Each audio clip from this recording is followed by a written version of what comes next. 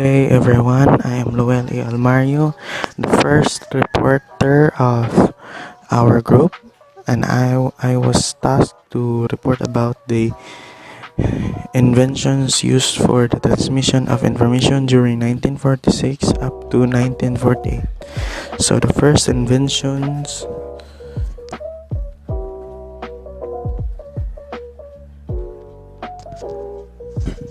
What was NIAC? The NIAC, or Electronic Numerical Integrator and Computer, was the result of a U.S. government-funded project during World War II to build an electronic computer that could be programmed. The project was based out of the University of Pennsylvania's Moore School of Engineering. The design team, including engineer J. Presper Eckert Jr. and physicist John Mauchly, under the leadership of Herman Goldstein. The team began work on the project in 1943. John von Neumann, a noted mathematician of the day, began consulting on the project in 1944. The machine was completed in February 1946 at a total cost of about $400,000. Its purpose was to help the United States win the World War II, but the war ended before the machine was finished. Instead, its first job was doing calculations to help with the building of hydrogen bomb. So, muna siya. This is the example of the one kani first invention to transmit information. Next, long-distance coaxial cable systems were introduced in the United States in 1946, employing analog FDM methods. The first coaxial system could support 1,080 two-way voice circuits by bundling together the three working pairs of cable, each pair transmitting 600 voices signals simultaneously. And the last analog coaxial system, deployed in 1978, each pairs of cable transmitted 13,200 voice signals on the cable. And the cable bundle contained 10 working pairs. This combination support 132,000 two-way voice circuits. Digital coaxial system were introduced into the U.S. long-distance network beginning in 1962. TDM, a digital cable system first deployed in 1975, can support up to 40,220 two-way voice circuits over 10 working pairs of coaxial cable. So, muna siya coaxial cables. Cute away drawings of multi-pair and coaxial cable. So, muna siya ang gitawag na coaxial cable. Next, the first bipolar transistor, point contact transistor fabricated on germanium semiconductor, was invented by W. Brittain and J. Barden at Bell Telephone Laboratories in December 1947. Soon after this, on 23 January 1948, Shockley 1948 invented the junction of sandwich transistor. Each layer and junction in the device performs a specific function and designs of each layer, thickness, composition, doping area, etc. The operational or the functional relation between all of these three layers determine the device performance parameters such as current gain and speed. In NP-based semiconductors, one can select materials for each layer with particular properties that provide a specific device performance. In NP-based material offer a large variety of materials with excellent electronic transport and band gap properties. The use of these materials with excellent properties translates into an outstanding device performance such as ultra-high-speed wideband operation, high RF gain, and compatibility with electro-optical devices such as photodetectors and lasers for high-speed optical communications. So, muna siya example sa device nga used during 1946 up to 1948.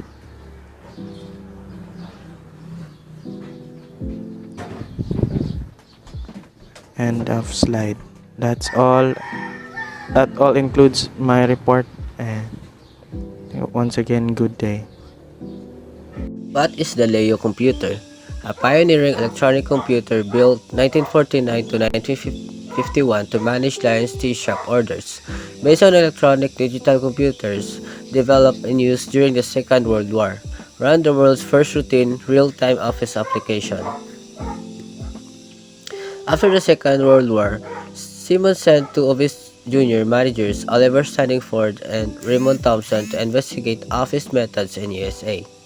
They came back filled with enthusiasm for electronic computing. The American authorities had recently declassified the technology, and it was greeted in both sides of the Atlantic with excited headlines about electronic brains.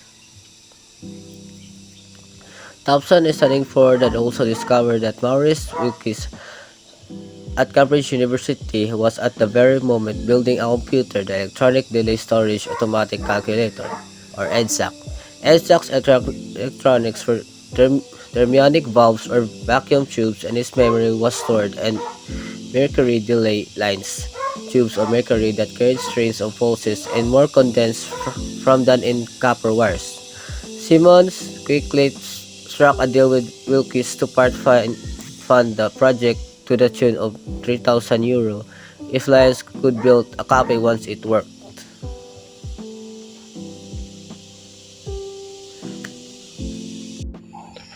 1952 to 1954. Modes of information transmission include postal service, newspapers, posted notices, and telephones. Postal service was one of the medium for the exchange of information. It uses snail mail as a primary mode of communication. These mails were delivered to the designated address using the postal service. Newspapers. Town newspapers kept the villagers up to date about the happenings within and outside the country. Posted notices were used very often for the dissemination of not only advertisements but also notification of community events. Telephone. Although telephones were not that numerous in the year 1950s, only 60% in the US, telephones were very useful in transmitting information in the 1950s. Planar transistor invention, 1957. Who is the inventor of planar transistor? Jean Horny. Jean Horny is a Swiss-American engineer, born on September 26, 1924, in Geneva, Switzerland. He developed the planar process, which is an important technology for reliably fabricating and manufacturing semiconductor devices, such as transistors and integrated circuits. On January 12, 1997, Horny died with myelofibrosis in Seattle, Washington at age 72. What is a planar transistor? This picture shows an example of a planar transistor. On December 1, 1957, physicist Jean Horny recorded a method of protecting exposed p-n junctions at the surface of silicon transistors by oxide masking techniques. His first impression of planar process was a radical new transistor design in which the oxide layer is left in place on the silicon wafer to protect the sensitive p-n junctions underneath. Due to concerns about possible contaminants, conventional wisdom required removing the oxide layer after completion of oxide masking, thus exposing the junctions. Horny viewed the oxide instead as a possible solution to his planar approach, named after a flat topography of finished device. Thank you all for listening, and that's all for my report. Hi, my name is Edward. I'll be reporting a part of timeline for the information age in 1958.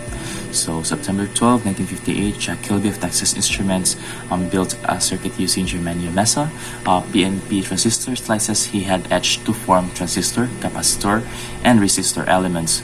Using fine gold, or what he called the flying wires, he connected the separate elements into an oscillator circuit. 1 week later, he demonstrated an amplifier.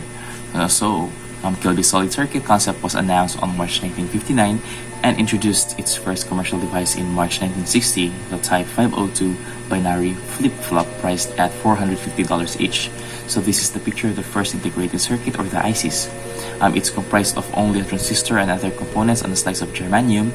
Kilby's invention has a size of 7/16 by 1/16 inches. It would revolutionize the electronics industry, helping make cell phones and computers widespread today. Thank you. 1961 to 1962. Development of MARC. MARC is the acronym for Machine Readable Cataloging. It defines a data format that emerged from a Library of Congress-led initiative that began nearly 40 years ago.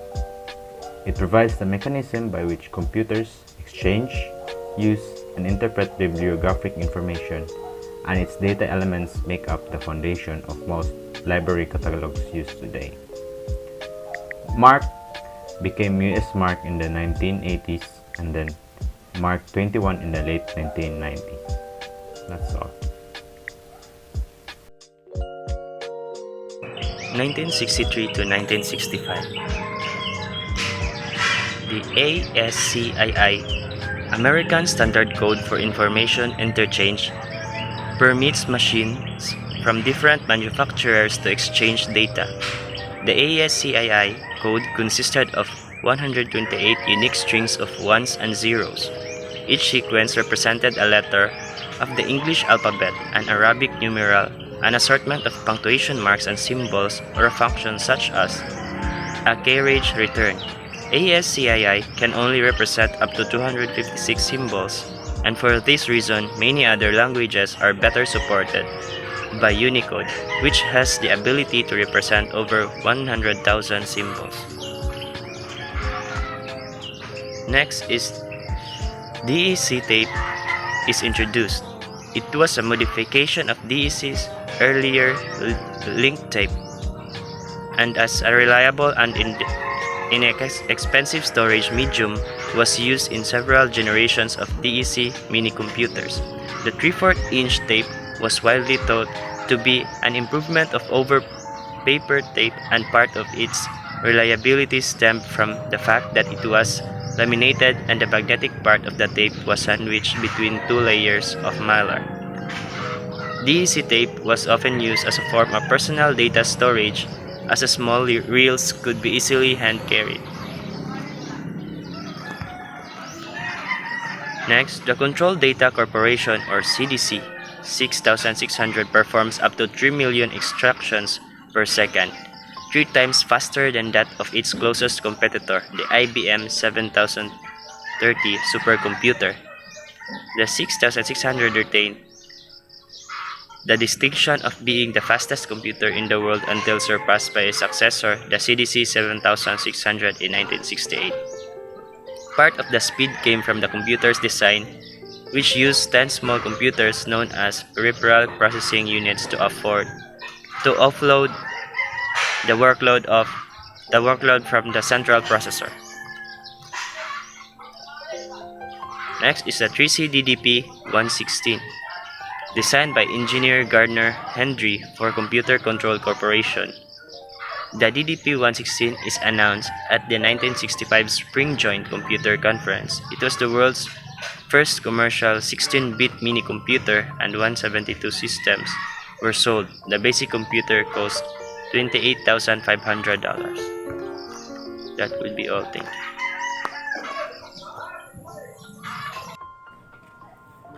So good day.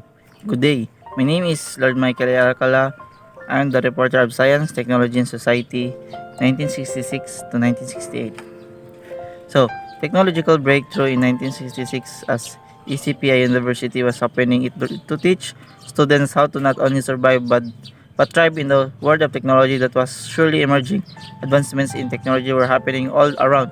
Here are just some of the breakthroughs that happened in 1966. So I picked two of their technology that invented in the year of 1966. Number one, Carter phone. This device connected mobile radios to the telephone network.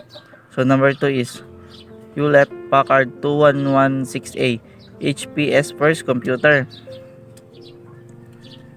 So 1968 was arguably one of the most productive years in the entire decade. The modern era technology which we use currently is no doubt remarkable and advanced, but it is not common knowledge that their initial conception and modern system design ideas were rooted in the history of technical development, which was developed back in 1968.